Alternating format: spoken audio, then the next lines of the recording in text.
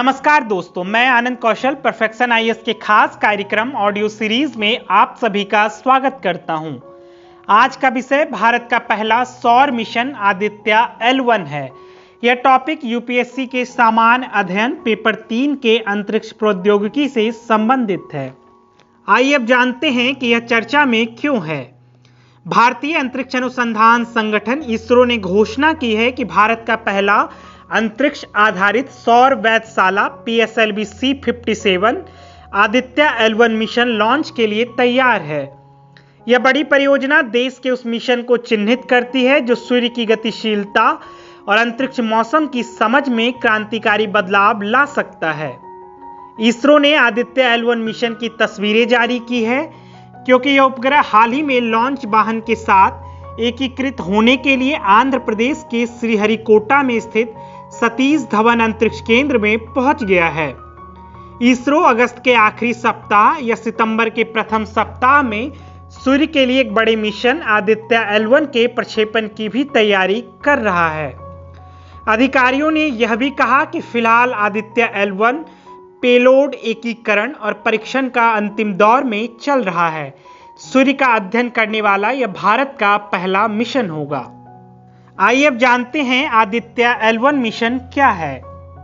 Aditya L1 Bharat का पहला सौर मिशन है जो सूर्य का अध्ययन करने के लिए एक वेधशाला स्थापित कर रहा है। इसके मार्गदर्शन में विकसित या संभावित रूप से सौर घटनाओं के अज्ञात रहस्यों और बाहरी दुनिया पर इसके प्रभाव में वैज्ञानिक अध्ययन के बड़े आयाम को सशक्त रूप में प्रदर्शित करता है। आदित्य L1 मिशन सूर्य की स्टडी करने वाला इंडिया का पहला साइंस मिशन है। इसके अलावा सौर पवन की उत्पत्ति की स्टडी और अंतरिक्ष मौसम पर प्रभाव का भी अध्ययन करेगा। आदित्य L1 सूर्य को करीब से देखेगा और उसके वायुमंडल और चुंबकीय क्षेत्र के बारे में जानकारी प्राप्त करने का प्रयास करेगा। आदित्य L1 सूर्य के कोरोना, सूर्य के प्रकाश मंडल, क्रोमोस्फीयर और सौर उत्सर्जन, सौर तूफानों और सौर प्रज्वाल सोलर फ्लेयर तथा कोरोनल मास इजेक्शन का अध्ययन करेगा और पूरे समय सूर्य की इमेजिंग करेगा। यह मिशन इसरो द्वारा L1 कक्षा में लॉन्च किया जाएगा जो पृथ्वी से लगभग 1.5 मिलियन किलोमीटर दूर है। आदित्य L1 इस कक्षा से लगातार सूर्य का अवलोकन कर सकता है। आइए अब जानते हैं आदित्य L1 मिशन के उद्देश्यों को। सूर्य पर पृथ्वी लैग्रेंजियन बिंदु L1 के चारों ओर कक्षा से सूर्य का अध्ययन करना है जो पृथ्वी से लगभग 1.5 मिलियन किलोमीटर दूर है। यह विभिन्न रंग बैंडों में प्रकाश मंडल, क्रोमोस्फीयर और सूर्य की सबसे बाहरी परतों कोरोना का निरीक्षण करने के लिए 7 पेलोड ले जाएगा। इसका उद्देश्य सूर्य के वायुमंडल और चुंबकीय क्षेत्र को यथासंभव निकट से देखना और प्रासंगिक सौर घटना की कार्य प्रणाली के बारे में अधिक जानकारी प्राप्त करना है। आइए अब जानते हैं इसकी विशेषताओं को। आदित्य L1 राष्ट्रीय संस्थानों की भागीदारी वाला पूर्णतः स्वदेशी प्रयास है। Indian Institute of Astrophysics IIA, Bengaluru visible emission line coronagraph के विकास के लिए अग्रणी संस्थान है और Inter University Centre for Astronomy and Astrophysics Pune Aditya के लिए सोलर अल्ट्रावायलेट इमेजर पेलोड विकसित कर रहा है। इसरो के ध्रुवीय उपग्रह प्रमोचन यान पोलर सैटेलाइट लॉन्च व्हीकल अर्थात PSLV C57 की उड़ान के साथ जोड़ा जाएगा। Aryabhatta Research Institute of Observation Sciences ने सूर्य के अंदरूनी हिस्सों से निकलने वाले बहुत तेजी से कोरोनल मास इजेक्शन को ट्रैक करने के लिए एल्गोरिदम का विकास बेल्जियम की रॉयल ऑब्जर्वेटरी के वैज्ञानिकों के साथ मिलकर किया है। भारत के आगामी आदित्य L1 मिशन के द्वारा प्राप्त डाटा को इस एल्गोरिदम के माध्यम से विश्लेषण किया जाएगा ताकि सूर्य के बारे में अधिक से अधिक जानकारी जुटाई जा सके।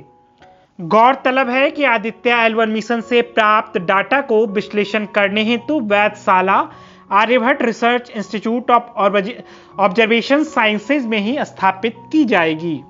आइए अब जानते हैं प्रक्षेपण यान के बारे में। आदित्य L1 को 7 पेलोड उपकरणों के साथ ध्रुवीय उपग्रह प्रक्षेपण यान PSLV का उपयोग करके लॉन्च किया जाएगा। 7 पेलोड के अंतर्गत निम्नलिखित शामिल हैं: VLC visible emission line coronagraph, सौर पारावैगनी imaging telescope, solar low energy x-ray spectrometer, Aditya solar wind particle experiment, high energy L1 orbiting x-ray spectrometer, Aditya के लिए प्लाज्मा विश्लेषक पैकेज। उन्नत त्रिअक्षीय उच्च रेजोल्यूशन डिजिटल मैग्नोमीटर। आदित्य L1 में कुल 7 पेलोड हैं, जिनमें से प्राथमिक payload visible emission line chronograph VLC है। VLC एक सौर क्रोनोग्राफ है जो इमेजिंग, स्पेक्ट्रोस्कोपी और स्पेक्ट्रोपॉलीमेट्री के लिए सक्षम है। VLC सूर्य के विभिन्न पहलुओं का अध्ययन करने के लिए डिजाइन किए गए 7 उपकरणों में से मुख्य पेलोड होगा और यह भारत में निर्मित सबसे सटीक उपकरणों में से एक है। इसकी संकल्पना और डिजाइन में 15 वर्ष लग गए, जो सौर खगोल भौतिकी से संबंधित रहस्यों को सुलझाने में मदद करेगा। अंतरिक्ष में किसी भी अन्य सौर कोरोनाग्राफ में सौर कोरोना छवि को सौर डिस्क के साथ करीब से देखने की क्षमता इतनी नहीं है। इसे सौर मंडल के 1.05 गुना के करीब से चित्रित किया जा सकता है। इस पूरी परिचर्चा में एक बिंदु है, लैग्रेंजियन पॉइंट L1 क्या है? आइए अब उसके बारे में जान लेते हैं। L1 का अर्थ लैग्रेंजियन या लैग्रेंज पॉइंट 1 से है, जो पृथ्वी सूर्य प्रणाली के ऑर्बिट में स्थित 5 बिंदुओं में से एक है।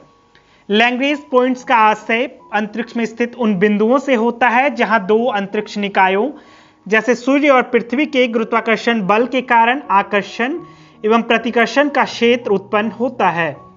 इन बिंदुओं का उपयोग प्राय अंतरिक्षयान द्वारा अपनी स्थिति बरकरार रखने के लिए इन आवश्यक ईंधन की खपत को कम करने हेतु किया जा सकता है।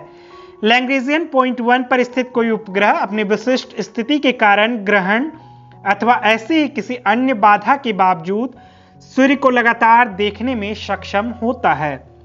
नासा की solar and heliospheric observatory satellite L1 बिंदु पर ही स्थित है। यह satellite National Aeronautics and Space Administration और यूरोपीय स्पेस एजेंसी की एक अंतर्राष्ट्रीय सहयोग परियोजना है। आइए अब जानते हैं भारत और इसरो के लिए इस परियोजना के महत्व को। भारत का अंतरिक्ष विज्ञान क्षेत्र दुनिया के सामने एक अलग मिसाल प्रस्तुत कर रहा है। यह भारत की अंतरिक्ष उपलब्धियों के इतिहास में एक ऐतिहासिक क्षण होगा, क्योंकि यह सूर्य का अध्ययन करने, उसके लिए एक वेधशाला स्थापित करने का इसरो का पहला प्रयास है। यह भारत की अंतर्राष्ट्रीय प्रतिष्ठा को बढ़ाएगा और वैश्विक स्तर पर कम वित्तीय उपलब्धता के बावजूद भी भारत के अंतरिक्ष कौशल, भारत की वैज्ञानिक दक्षता को भी दुनिया के सामने रखेगा। यह देश के अकादमिक पूल को अंतरिक्ष प्रौद्योगिकी और इससे संबंधित घटना के अनुसंधान में शामिल होने के लिए प्रेरित करेगा, जिससे इस क्षेत्र में भारत के मानव संसाधनों को बढ़ावा मिलेगा। आज के ऑडियो सीरीज में इतना ही। फिर मिलते हैं एक नए विषय के साथ। तब तक हमसे जुड़े रहिए। धन्यवाद।